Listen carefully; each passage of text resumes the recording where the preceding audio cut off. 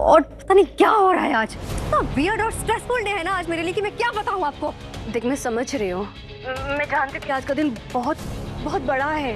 अब मैं ना तुझे बिल्कुल फोन नहीं करती, करना भी नहीं चाहती थी, लेकिन तुझे हॉस्पिटल में लेकर आई हूँ तो अगर तुझे नहीं बताती तो ठीक नहीं लग रहा था ना मुझे। देख, ऐसे में ना अब मैं उसे नहीं संभाल पा रही। पत्नी होकर ना बस तू ही संभाल सकती है, उसे तेरी जरूरत है, तू इसलिए आ जा। बस कीजिए ये पत्नी पत्नी बोलना मम्मी जी, आपको समझ में नहीं आती है बात। लिसन, मैं यहाँ सब कुछ छोड़कर नहीं आ सकती, क्योंकि मैं अगर वहाँ आई तो मेरी बेटी की सगाई रुक जाएगी। आपको नहीं पता है कि निशा की सगाई है आज? निशा के साथ कोई तो होना चाहिए ना उसका अपना, और मैं उसकी माँ हूँ, उसे छोड़कर नहीं आऊंगी। देखिए, संजू को संभालिए खुद, जैसे यहाँ पर सगाई खत्म होगी मैं आती हूँ। Don't worry. निधि, तू समझ नहीं रही है। देख, मैं जितना संभाल सकती थी ना मैंने संभाला। डॉक्टर भी है यहाँ पर कोई नहीं संभाल पा रहा। ऐसे में ना तू जैसे उसे संभालती थी ना, तुझे ही संभालना पड़ेगा, इसलिए तेरा यहाँ होना ना बहुत जरूरी है। समझना इस बात को। मैंने कहा ना मैं नहीं आ सकती इस वक्त, और अब मुझे तब तक कॉल मत करना जब तक बहुत इमरजेंसी ना हो जाए, समझिए आप। यहाँ पर भी सिचुएशन आउट ऑफ कंट्रोल है। पता नहीं मेरी बेटी की किस्मत में क्या लिखा है। उसकी सगाई होने वाली थी और आदित्य की तबीयत खराब हो गई है, उसे वॉमिटिंग हो रही है। सब लोग उसे देखने गए हैं, मैं भी वहीं जा रही हूँ, तो मुझे डिस्टर्ब मत करना। आप संभालिए संजू को खुद।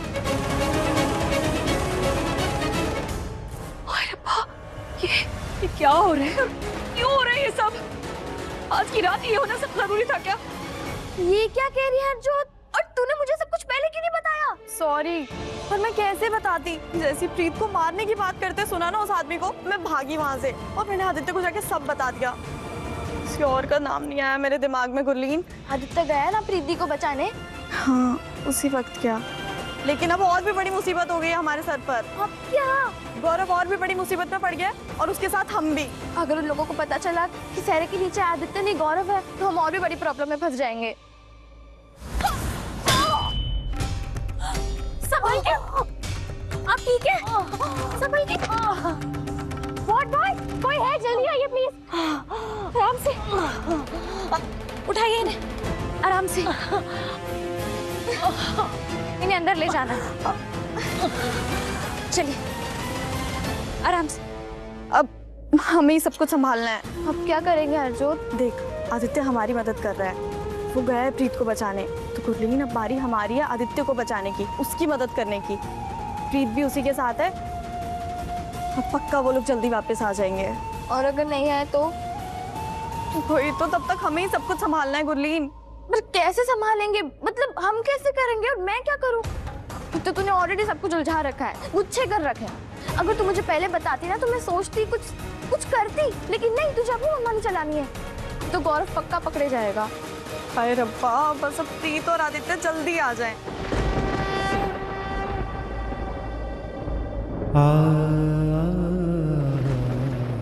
आदि, आदि, आदि दरवाजा खोल। हे भगवान, अब क्या करूं? ये आदित्य कहाँ रह गया है? उसने प्रीत की तो जान बचा ली, पर मेरे जान का क्या? आदि दरवाजा खोलो, तुझे इतने तेज फीवर है, मैंने ठंडे पानी की पट्टियां कर दूंगी तो ठीक हो जाएगा। अगर पट्टियां नहीं करी ना तो फीवर बढ़ जाएगा। बेटा दरवाजा तो खोल।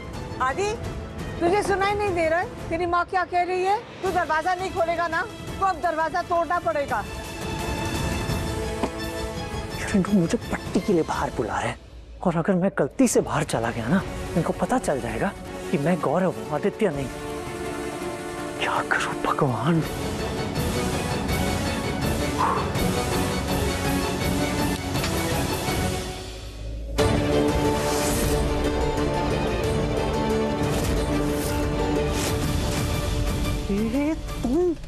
तुम यहाँ क्या कर रही हो? हाँ मैं ही हूँ, मदद करो मेरी।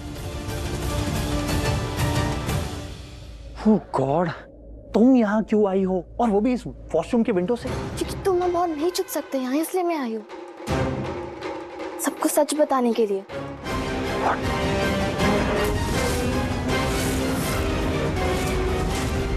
हुआ क्या है? दरवाजा नहीं खोल रहा है आदि। कब से दरवाजा खटखटाए जा रहा है लेकिन जवाब ही नहीं दे रहा है आदि। आदित्य, बेटा दरवाजा खोलो। तुम ठीक हो ना? क्या हुआ है तुम्हें? आदित्य,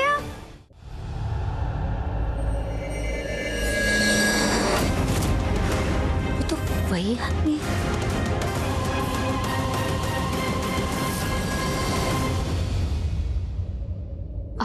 आराम से, जल्दी से डॉक्टर शर्मा को बुला के लेके। अरे ये लेडी यहाँ, क्या हुआ इसे?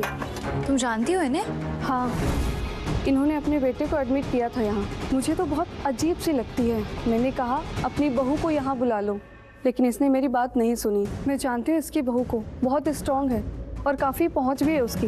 तुम्हें कैसे पता ये सब?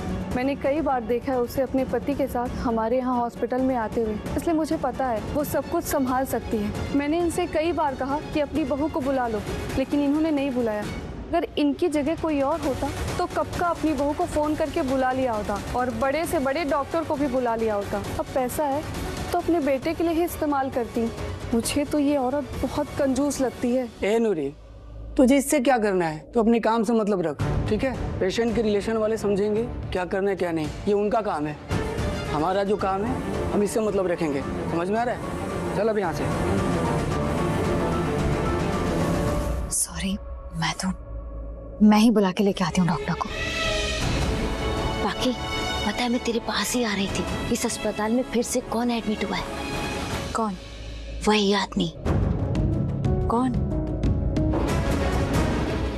अरे वही आदमी जिसकी ये माँ है। पर पता है ये औरत ना बिल्कुल भी अच्छी माँ नहीं है। और ना तू ही बता, कोई भी माँ अपने बच्चे के इलाज के लिए अस्पताल में लड़ेगी, गुस्सा करेगी। पर ये औरत बिल्कुल चुपचाप रही, इसने अपने बच्चे के लिए कुछ भी नहीं कहा। मुझे तो ऐसा लगता है कि इस औरत को ना अपने बच्चे से ज्यादा पैसा प्यारा है। हमें ऐसे किसी के बारे में बात नहीं करना चाहिए। हमें क्या पता कौन कैसा है। अरे बाकी तुझे पता है ना, मैं ऐसे किसी की बुराई नहीं करती हूँ। पर तुझे याद है ना जब तूने इससे पहली बार बात की थी, कितना अजीब सा लगा था तुझे? भूल गई? क्योंकि ये उसी आदमी की माँ है जिसे पहली बार देखकर तुझे कुछ महसूस हुआ था।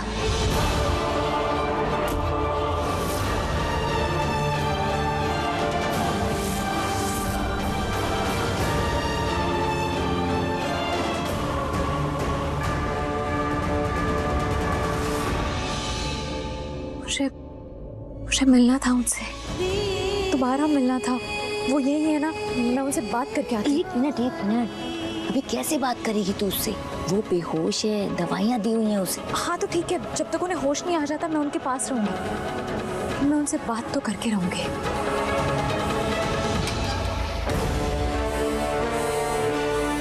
आपको क्या लगता है आप कुछ भी करोगे और कोई आपको कुछ नहीं कहेगा?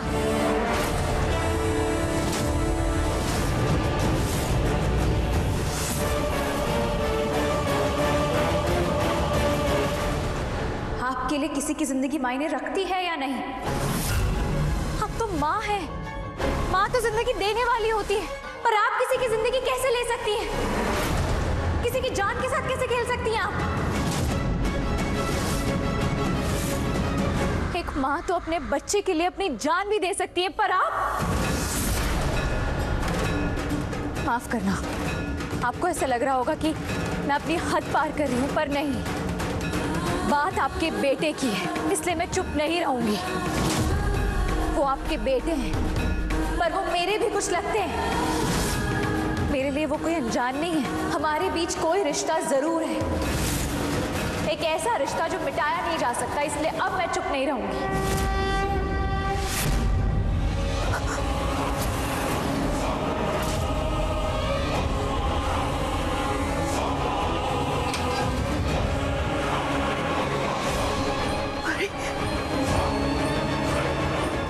जिंदा है, जिंदा है परी।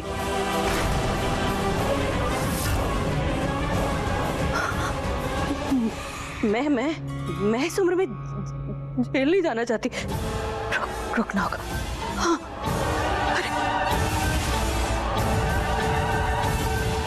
रुको।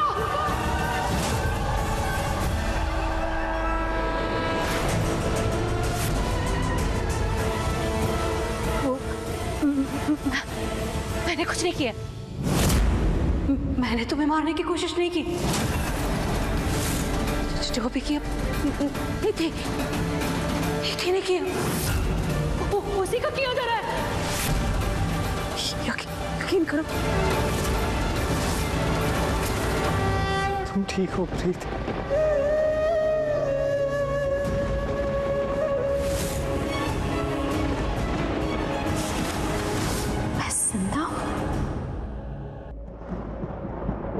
Thank you.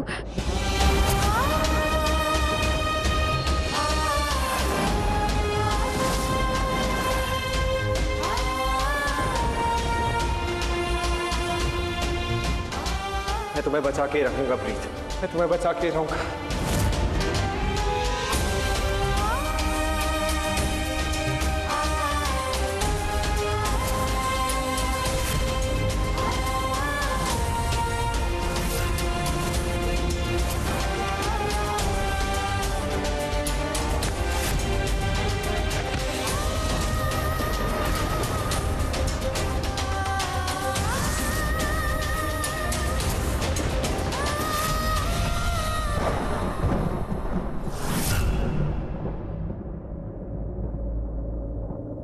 क्या कहा आपने?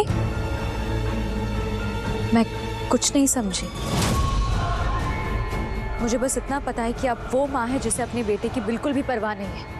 आपका बेटा हॉस्पिटल में, आप, मुझे नहीं पता मुझे आप पे इतना गुस्सा क्यों आ रहा है, जबकि आपका और मेरा कोई रिश्ता ही नहीं है। मैं आपको जानती भी नहीं हूँ, तब भी मैं आपसे बहुत ज्यादा नाराज हूँ। पता नहीं क्यों। तुमने कहा वो ऐसा क्यों? क्योंकि मैंने देखा अपनी आंखों से। मैं आपके बेटे के कमरे में गई थी उन्हें चेक करने, तो मैंने देखा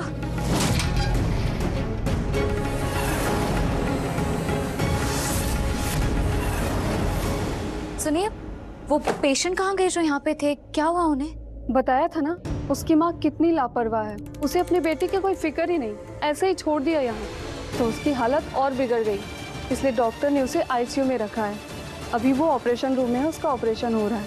पर ऐसे अचानक कैसे हालत बिगड़ गई? शिल्पा दी ने कहा था कि वो सो रहे हैं। हाँ, वो सो ही रहा था, पर नींद में बार बार एक ही नाम लिए जा रहा था। क्या? परी। किसी परी का नाम ले रहा था बार बार।